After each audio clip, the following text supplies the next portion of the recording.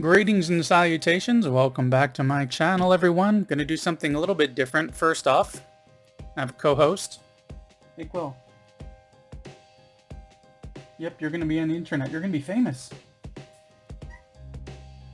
Anyways, besides that, what makes this different is that I've been thinking about doing a video like this for a while to actually talk about a few books that I've come across. Now, in previous years, like before the pandemic, I used to read anywhere from 15 to 30 books a year, and I'm a very slow reader.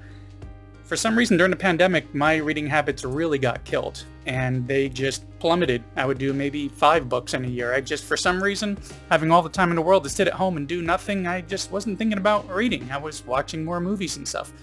So anyways, last summer, the first one that I want to talk about here was one that came up. I was listening to the Rob Lowe podcast called Literally, where he was interviewing Andrew McCarthy, talking about his book, Brat, an 80s story. Now, I'm not the biggest Andrew McCarthy superfan in the world or anything, but I did grow up seeing a lot of his movies in the 80s. You know, I'd seen things such as Class, Mannequin, St. Elmo's Fire, Pretty in Pink, down the line, Weekend at Bernie's. And I know that since this, he's gone on to do I think there's like some travel blogging, and he's been doing a lot of directing, especially with Orange is the New Black. But after hearing him talk on Rob Lowe's podcast about this book, I decided to go ahead and pick it up. And it is a very light read. I don't just mean by weight, it's only about 200 pages. But it was surprisingly interesting hearing just how he got involved in the industry, some almost like behind the scenes stories about different films that he worked on.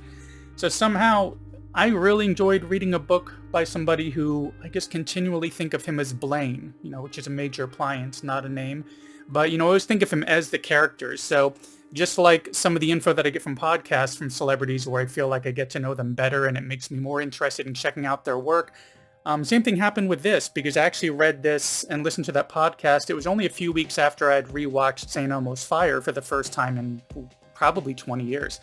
But anyways, it's a very interesting book, very light read, goes through some of the projects that he worked on in the 80s, how he got involved in the industry, problems with substance abuse, really interesting stuff. I highly recommend checking this one out. Next on the list is I'm Your Huckleberry by Val Kilmer.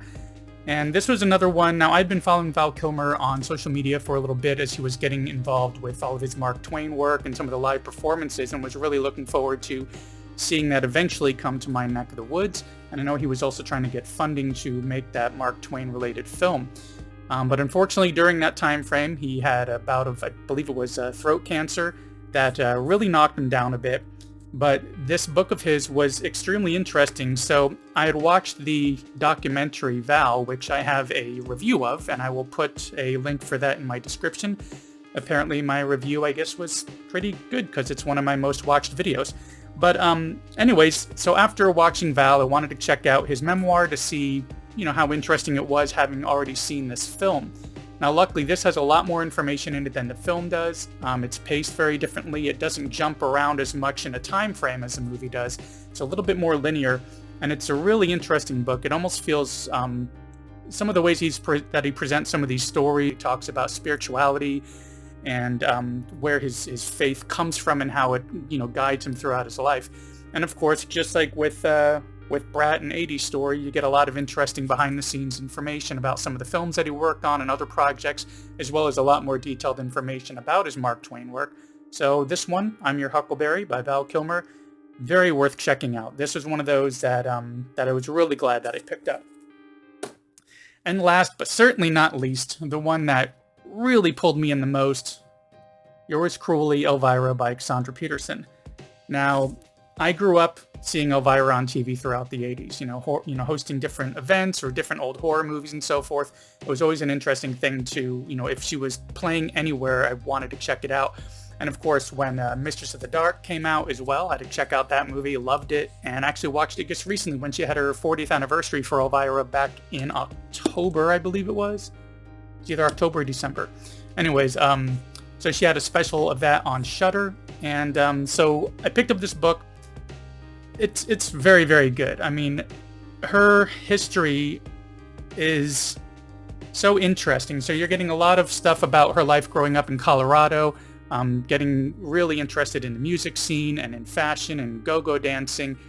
and she just rockets right through her career. You know, when a lot of opportunities came up, she was very fortunate that she had spent so much time, you know, basically perfecting her art, you know, when it comes to dancing and performing, that she was able to seize these opportunities as they came her way.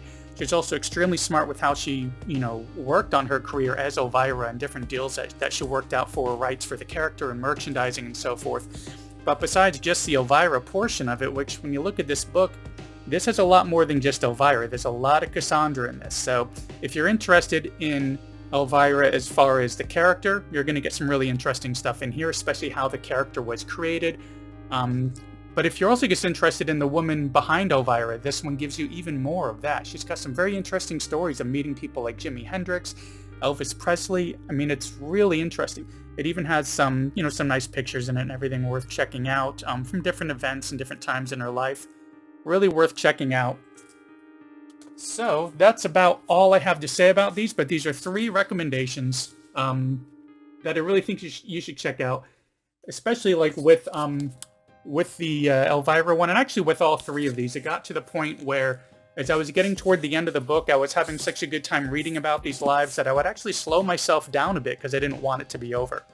And I do plan on rereading these one day as well. They were that good. They were really enjoyable, but just figured I would throw a couple of recommendations out there, and if this video seems to be something that people like, I'll throw in some other book reviews as well. Now, of course, I read a lot slower than I watch movies, of course, but I already have another 3 ready to talk about in the next video. But anyways, yeah, this is a very short video here. I hope you enjoyed it. I hope you check out all 3 of those books. I'm going to put links to where you can purchase them or get more information about them. They're not affiliates, it's just links to things like Amazon. And I'll have a link to my review for Val. And that's about it. Thanks for stopping by, and I'll see you in the next one.